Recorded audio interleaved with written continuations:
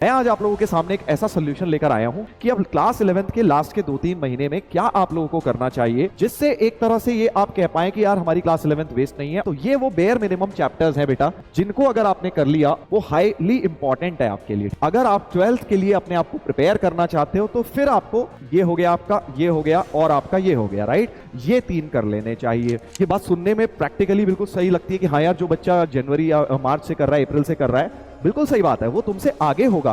But सच्चाई ये है कि अभी तुम उतने पीछे भी नहीं हुए हो। तो बच्चों, आज मैं आप लोगों के सामने आया हूं एक बहुत इंपॉर्टेंट टॉपिक लेकर।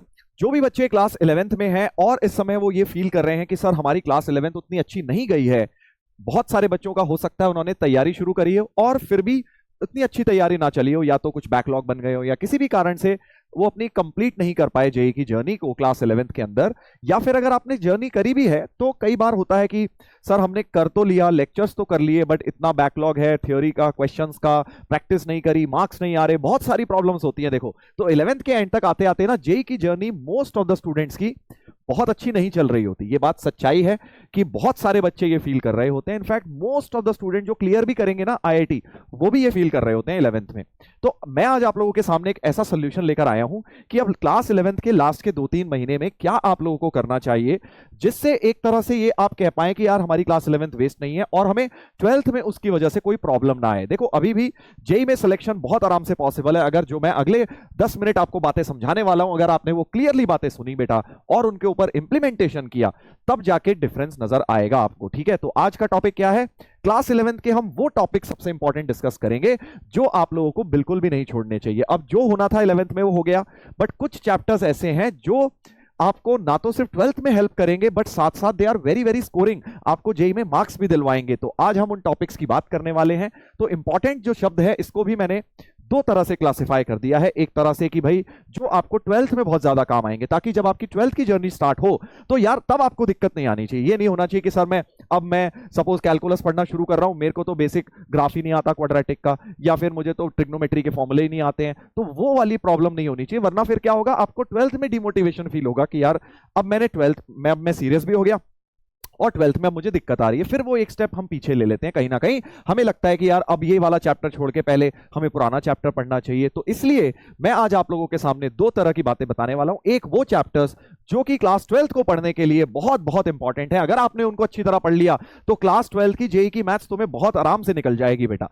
और दूसरे वो टॉपिक्स जो अगर आपने पढ़ लिए तो आपके कई सारे क्वेश्चंस जेईई के लिए पॉइंट ऑफ व्यू से, मतलब स्कोरिंग पॉइंट ऑफ व्यू से भी वो बहुत इंपॉर्टेंट है। वेटेज या स्कोरिंग डायरेक्ट क्वेश्चंस उसमें आते हैं, तो ओवरलैपिंग भी हो सकते हैं कुछ चैप्टर्स, बट बहुत बहुत इंपॉर्टेंट बात अब हम शुरू करते हैं। चलिए, तो 2, जैसा कि मैंने बताया कि क्लास 11th के वो टॉपिक्स हम डिस्कस करेंगे जो कि सबसे ज्यादा 12th में यूज होने वाले हैं एंड साथ में इनकी वेटेज बहुत ज्यादा है। चलिए, तो जल्दी से मैं आपको एक पूरे समराइज करके टॉपिक्स की लिस्ट दिखा देता हूं और फिर मैं आपको डिटेल में एक एक चीज बताऊंगा कि क्या क्या चीजें कैसे होती हैं। तो देखो, ये कुछ चैप्टर्स हैं, ये चैप्टर के कुछ नाम हैं। बहुत सारे चैप्टर्स नहीं लिए हैं मैंने, पूरे मैं ले लेता तो तुम कर नहीं पाते। ठीक है, तो ये वो बेयर मिनिमम चैप्टर्स हैं बेटा, जिनको अगर आपने कर लिया और इनका जेईई में वेटेज पॉइंट ऑफ व्यू से, हाई वेटेज मतलब वो स्कोरिंग कह लो या फिर ये कह लो कि उनके number of questions point of view से वो हाईली इंपॉर्टेंट है आपके लिए। ठीक है, अदरवाइज वो मीडियम है, और जो मैंने यहाँ नहीं लिखे हैं वो समझ लीजिए थोड़ा मीडियम है, उससे कम कैटेगरी में आते हैं। सिमिलरली सेकंड कैटेगरी में उनका यूजेज इन क्लास 12th है बेटा, कि ये वाले जैसे हाई यूजेज हैं, ये वाले चैप्टर्स क्या है, हाई यूजेज चैप्टर्स हैं क्लास 12th के अंदर, और ये वाले मीडियम यूजेज हैं। जैसे देखा जाए तो basic math, log, trigonometric functions, trigonometric equations, quadratic equations, ये सब बहुत हाईली यूज्ड चैप्टर्स हैं। क्लास 12th की अगर आपको मैथ्स पढ़नी है अच्छी तरह तो ये चैप्टर्स तुम्हारे स्ट्रांग होने चाहिए, वरना इसके बिना तुम्हें कैलकुलस में बहुत दिक्कत आएगी पहले इन 4 चैप्टर्स में। उसके बाद डेरिवेटिव्स के बेसिक्स, अपने को बेसिक डिफरेंशिएशन आना चाहिए, क्या होता है भाई dy बाई dx, क्या होता है product rule, division rule, physics में भी आप लोग पढ़ते हो ये 11th में, क्योंकि ये क्या होता है 12th के अंदर भी बहुत ज्यादा यूज होता है। हालांकि इस पे डायरेक्ट क्वेश्चन कम आते हैं, इसलिए मैंने यहाँ मीडियम लिखा है उसका जेईई में वेटेज पॉइंट ऑफ व्यू से। बट क्लास 12th में पढ़ाई करने के लिए आपको ये चाहिएगा, लिमिट्स वगैरह में भी यूज हो जाता है, डिफरेंशिएशन, लॉपिटल्स रूल में। और उसके बाद सीक्वेंस एंड सीरीज आ गया, स्ट्रेट लाइन आ गया, सर्कल्स एंड कोनिक आ गया, इनका यूजेज मीडियम कह लो। इस मीडियम का मतलब ये नहीं है कि यूज नहीं होंगे, होंगे बट आगे जाके होंगे। ठीक है, पीएनसी हो गया हाई वेटेज, क्योंकि पीएनसी क्या है, प्रोबेबिलिटी में लगेगा, क्लास के 12th के एंड तक जाके लगेगा, और पीएनसी दोनों में हाई है, राइट। क्यों? क्योंकि इसकी वेटेज भी बहुत इंपॉर्टेंट है, जेई में भी काफी क्वेश्चंस आते हैं, मेंस और एडवांस दोनों के अंदर। तो सबसे पहले आपको क्या करना चाहिए, मेरे हिसाब से आपको सबसे पहले जिसमें दोनों में हाई लगा हुआ है वो चैप्टर्स तो बेटा आपको स्ट्रॉन्ग करने ही करने हैं। जैसे ट्रिग्नोमेट्री हो गया, ट्रिग्नोमेट्रिक इक्वेशंस हो गया, पीएनसी हो गया, ये वाले चैप्टर्स अपने को सबसे पहले कर लेने चाहिए। एंड अगर आप 12th के लिए अपने आप को प्रिपेयर करना चाहते हो तो फिर आपको, जैसे मान लो ये वाले 1 2 ये हो गया आपका, ये हो गया और आपका ये हो गया, राइट। इसके बाद अब जो बचे हैं हमारे 3 हाई वाले बच गए हैं बेटा, ये वाले 12th के पॉइंट ऑफ व्यू से फिर आपको सेकंड स्टेप में ये 3 कर लेने चाहिए। अगर आपके इनमें से कुछ तो पहले से भी कर रखा होगा, नहीं कर रखा तो आप ये 6 चैप्टर्स इस ऑर्डर में सबसे पहले बेटा अच्छी तरह आपने कर लीजिए। अभी 2-3 महीने हैं, आराम से हो जाएगा। अगर तुम करने पे आ गए बेटा तो आराम से तुम्हारा हो जाएगा ये चैप्टर्स, ठीक है। अब मान लीजिए आपके सब हो गए, उसके बाद अब आपको क्या आना है, मीडियम वाले पर आ जाना है, ये 4 चैप्टर्स, क्योंकि स्ट्रेट लाइंस वगैरह है, बहुत ज्यादा नहीं लगेगा।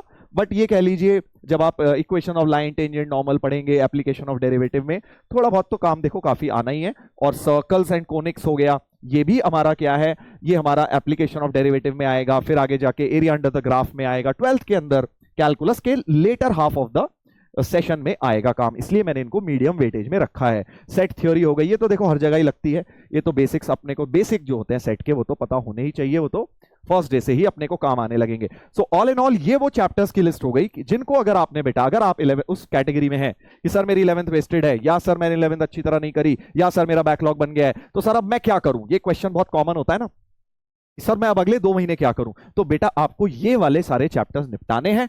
अब हो सकता है इनमें से 4 आपने कर रखे हो, 2 आपने कर रखे हो, जो भी है आपको टारगेट मिल गया है कि भाई सबसे पहले हमें जो दोनों में हाई आ रहे हैं उसको करना है, और उसके बाद जो इसमें हाई आ रहा है प्रायोरिटी इसको दो, क्योंकि अब 12th शुरू होने वाली है तुम्हारी। मैं ये नहीं चाहता कि तुम्हारी 12th शुरू हो जाए और तुम तैयारी अपनी कर रहे हो और बीच में फंसो कहीं पे, फिर तुम्हें लगे कि अरे यार 11th का वो चैप्टर मेरा तो गोल है और उसके ऊपर कॉन्सेप्ट यूज हो रहा है, जैसे कि पीएनसी वगैरह हो गया, राइट। पीएनसी क्या होता है, फंक्शंस में भी स्टार्टिंग में लगने लग जाएगा।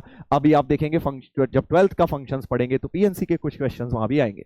उसके बाद प्रोबेबिलिटी में तो देखो लगना ही है 12th वाले में, राइट। तो इसलिए बोल रहा हूं कि ये सारे चैप्टर्स पहले प्रायोरिटी इस कॉलम को फिल करने के लिए दीजिए और सेकंड प्रायोरिटी फिर इसको दीजिए। अब अगर मान लीजिए आपको लगता है सर नहीं इसमें से तो मेरा ऑलमोस्ट सब डन है, कुछ ना कुछ तो रह ही गया होगा, थ्योरी अगर हो गई है तो क्वेश्चन प्रैक्टिस करिए, ठीक है। और अगर ये भी हो गया है तो बचे हुए चैप्टर्स पे आ जाओ, फिर जो ज्यादा कुछ बचा नहीं है इसके बाद। अगर आप खुद ही सोचे हैं तो जो 11th के पॉइंट ऑफ व्यू से इसके अलावा बचा है वो क्या है, एक स्टैटिस्टिक्स है, उसके बाद आपका बाइनोमियल थ्योरम हो गया, कॉम्प्लेक्स नंबर हो गया, और तो मोटा मोटा सब कवर्ड ही है बेटा यहाँ पे, है ना। तो आप अगर थोड़ा सा दिमाग लगाएं तो इन 6-7 चैप्टर्स को भी अगर आपने कवर कर लिया, मैं कह रहा हूं अगर चलो आप इतना नहीं भी कर पाए, लास्ट में कोऑर्डिनेट वाला नहीं भी कर पाए, इतना भी कर लिया सीक्वेंस सीरीज तक, तब भी बेटा आपकी आराम से जर्नी निकलेगी 12th में, और सिलेक्शन के चांसेस भी आपके बढ़ जाएंगे 12th में अगर आप सीरियसली पढ़ाई करोगे, ठीक है। तो ये वो तरीका है, ये मत सोच लेना कि सर इतना करके क्या हो जाएगा, नहीं, इतना तो बेयर मिनिमम है। फिर आपको 12th में अच्छी तरह करना है, और 12th का जब सिलेबस हो जाए तो बचे हुए चैप्टर भी रिवाइज कर लेना यार। सो अभी आराम से पॉसिबल है, देखो ये